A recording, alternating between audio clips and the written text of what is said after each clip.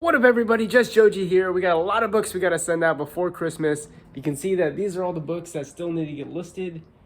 This is about 3 weeks worth of books. I still have more books coming in, but January is the time for books to sell. That's when the textbook season is. That's when students need their books. And so that's when the books are going to sell the fastest and sell for the most money. So I got to make sure that I get all those books in as soon as possible. Today is Saturday. It's early December, and I'm going to take you along and see how long it takes for us to get these books shipped in. All right, a little update. It's a little bit later in the night. We have 34 books listed, and it looks like the after fees on Amazon is going to be around $2,400. Okay, we got a big stack and a smaller stack there.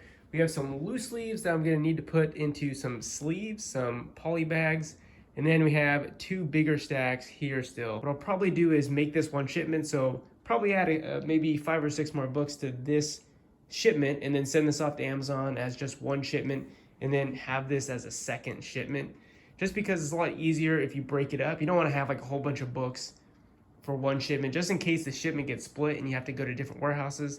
But here, you know, if I have it at 40, usually this will go to one warehouse, and so that'll be a lot easier for me in terms of packaging up, because I don't have to like split the books up and figure out which book is going where and so forth. So yeah, that's the first update, Saturday night. We're trying to get as many of these books out as possible. I also forgot to mention that we have all of these books down here as well. You can see there's some stack of Wii's and stuff I got to get listing on Amazon as well. But essentially, this is my eBay and Amazon shelf. It contains all the stuff that I'm selling. I also have some stuff other places as well, but this contains a lot of it. So you can see, got quite a bit of video games, Wii, some Switches, some more video games and not. But I do need to list these books still, and I do need to list these books. I'm thinking that's probably another 30 books or so that I need to list. But yeah, that's the goal, is to get as much of this into the warehouse. In terms of books, we want to get everything there before January if possible, because January is when the textbook season begins. That's when students are going to need their books, and that's when they start flying off the shelf. Right now I'm at about 500 books in inventory, which is a pretty solid number. I've never really had that many books, or at least not that many good books, like good textbooks in Amazon at one time. And I'm thinking that we're probably going to have another 100 or 150 there soon, because I have some on their way right now. I have, I think, 3 shipments on their way right now, and I think that's about another 100 books. So I'm hoping that we'll have about, after all is said and done, about 600 to 700 books in Amazon's warehouse. And the average after fees price on these books is about $60. So if a significant portion of them sell, which I think can, then I'm hoping for a pretty large number. Now, I'm not sure exactly how many books are going to sell. Like I said, I think my inventory is to be about 600 to 700 books. So $60 on average after fees for each book. That, of course, that doesn't take into account what I also bought the book for, but this is just after fees, what I would receive back.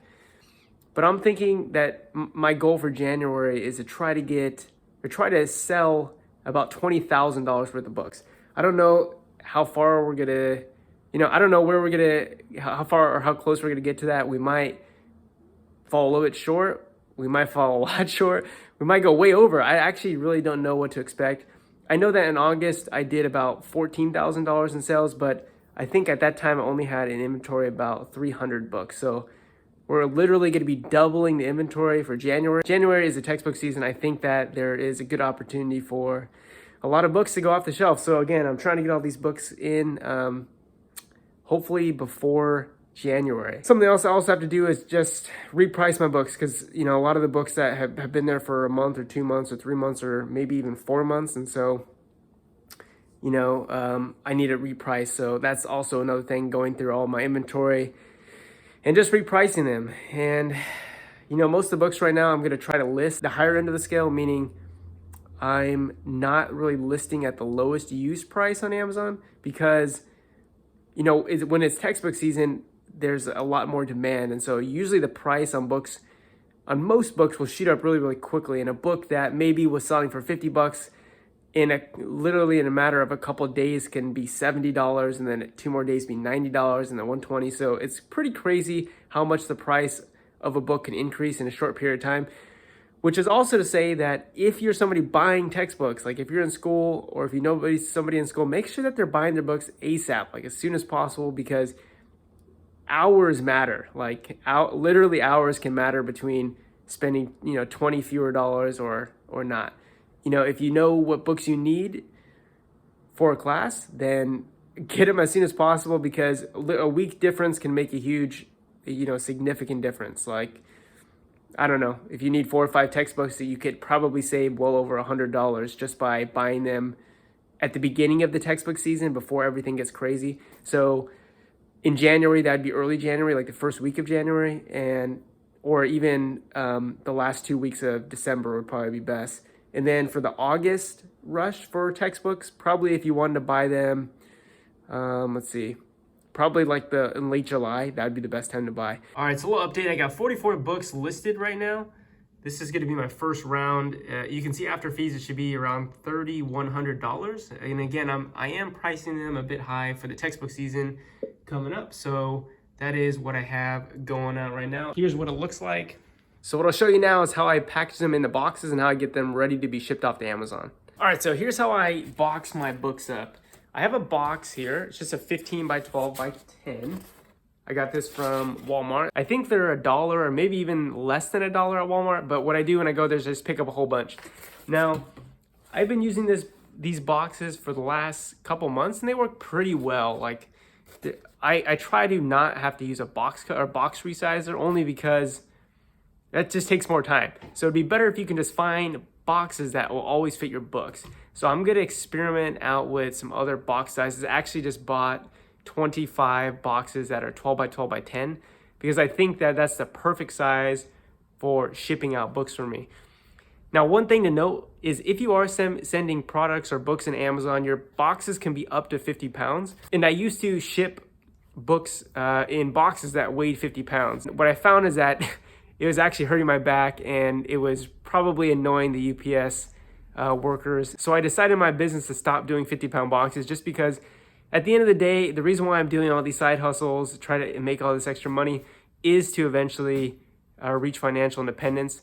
And it's not going to help me if I get there a little bit faster, but have a bad back because of it. So my model now is switching to 35-pound boxes. So that's what I'm aiming at. And that's why I'm going to try to reduce the size of my boxes down to 12 by 12 by 10, because then I won't have to fill so much void space. So I'll let you know how that works out, but 12 by 12 by 10, I think that's going to be the boxes that I'm going to use. But I have this 15 by 12 by 10 box, and I'll show you how I tape it up and how I get the books packaged in there, and then ultimately how I send them off. So let's go ahead and do that. All right, so I got my box here, and I always go from the bottom like this. I mean, it's pretty simple. I'm just, putting the box together, just using some tape. I'm using this tape dispenser here. It's like the same dispensers you use with regular Scotch tape, like the clear tape that you just use for everyday purposes, but it works really well with packaging tape. So that's what I like to use. A lot of people like to use the tape guns, and I don't know, I just never really liked using tape guns. I never really felt like they actually worked very well for me, so I don't use that anymore.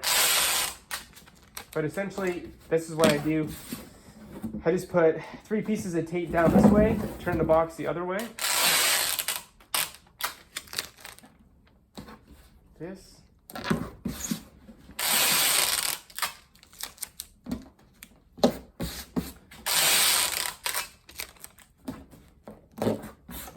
And then what I do is I take a really long piece of tape and I'm gonna stretch it all the way across here. So here's my long piece of tape. This is gonna go all the way down.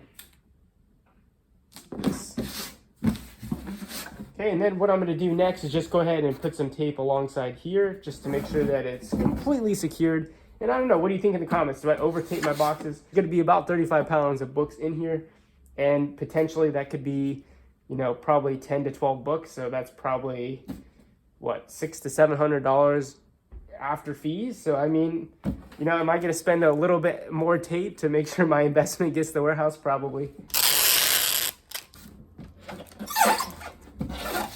And then what I like to do is just one across this way.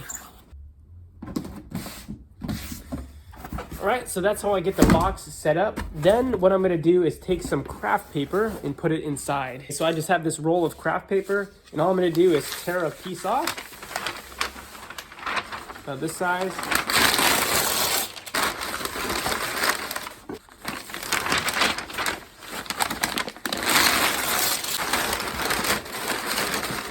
That just will give the book some cushion when I go ahead and start putting the books in.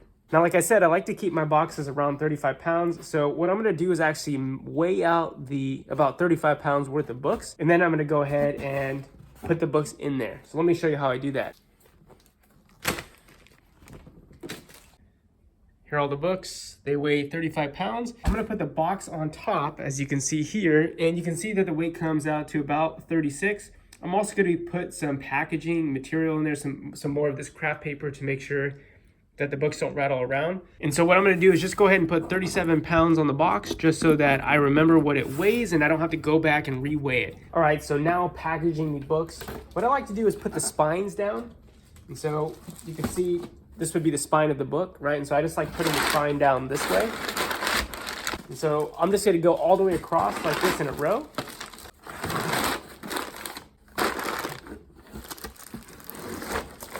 Just like that. Now what you can see is there's still some empty space here, and if I were to ship it off like this, there's also some empty space at the top here, which means that if this book gets flipped around at all, there's quite a bit of space where these books are gonna be rattling back and forth. And I wanna minimize that as much as possible because I don't want these books to get damaged. I definitely don't want the box to break and for any of my books to get out, obviously. So what I'm gonna do is just add some more of my craft paper to fill these empty spots. And I also want to distribute the weight evenly. So what I'm going to do is actually go ahead and put these books as far to this side as possible. And then I'm going to go ahead and stuff some craft paper in this open spot.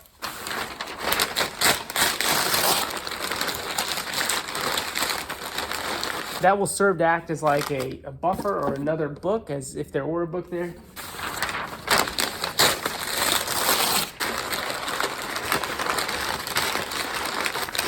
And also one tip to mention is that Amazon in their guidelines says they only want specific types of packing material.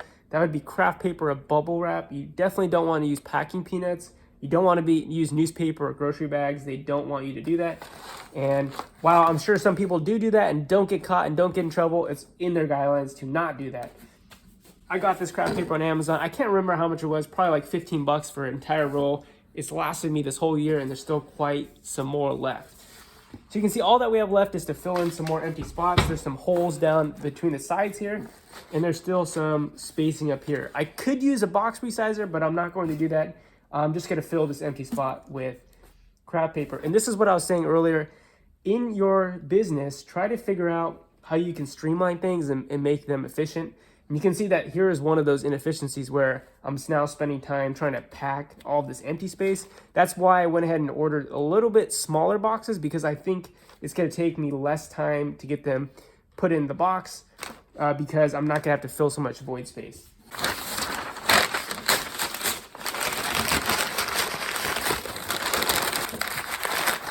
Stuff those in there.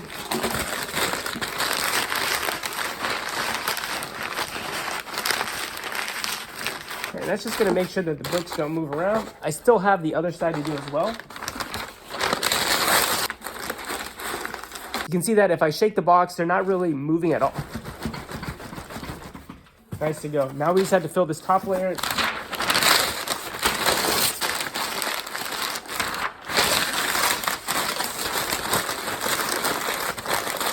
You want it so that when you actually close the box, that there is some resistance to it closing, just like this. Okay, so now all that we got to do is tape this box up and then it's ready to go.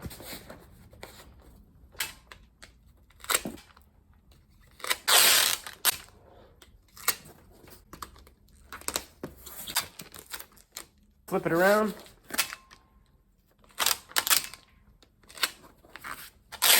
One long piece of tape along the center.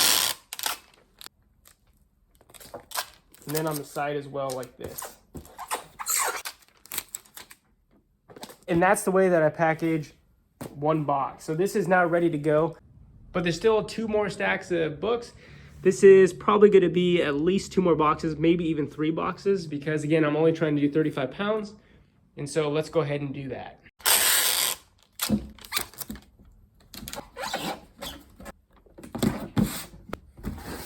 Again, what I'm going to do is put some craft paper at the bottom just to cushion it a little bit.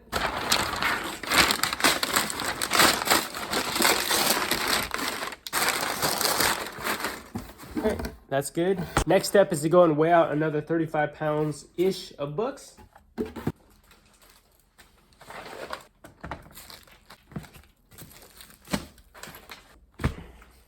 This one's at about 40 pounds, a little bit too much. I want it to be around 35, and that would be good. All right, let's go ahead and start putting the books in. Again, I'm gonna put them spine down, this.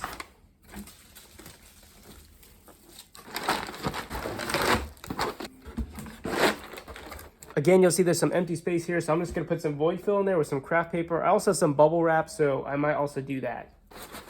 There is still some void space on this side, so I'm gonna go ahead and take some of this bubble wrap and put it in there. And now you can see this is nice and snug.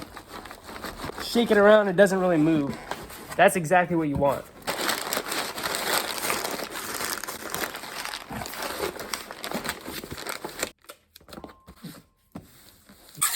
And there's the second box ready to go. This is what we got left. This is probably going to be 2 more boxes still. So probably another 35 pound box and a smaller box. 37 pounds. With the box, about 38, plus all the packaging material, so probably around 39 pounds.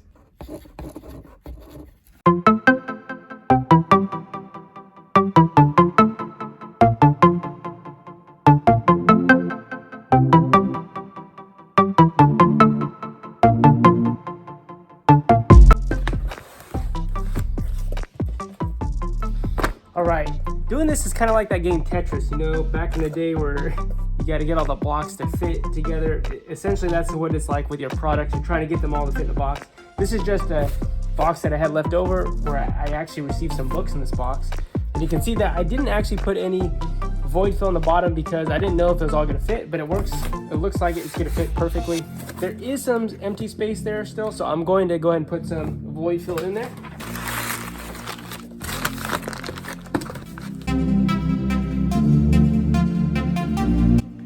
Okay, so there you have it, 4 boxes in total. That's 44 books. All that's left to do now is put all the weights and dimensions into Amazon. That's gonna give us the shipping labels. We'll simply just print them out, cut them out, tape them on the packages, and then we just have to take them to UPS. That's 44 books going into Amazon's warehouse. That's books I don't have to store here. And all that happens is an employee is gonna unpackage them, put them into inventory, and when somebody buys that book, it's going to be picked, packed, and shipped to the customer, and then I just receive a check that gets sent directly to my checking account, and then that's it. Okay, so the first box is going to be 39 pounds, 15 by 12 by 10. Second box is going to be 37 pounds, third box is 37 pounds, and the fourth box is 25 pounds. I'm just going to enter in the dimensions.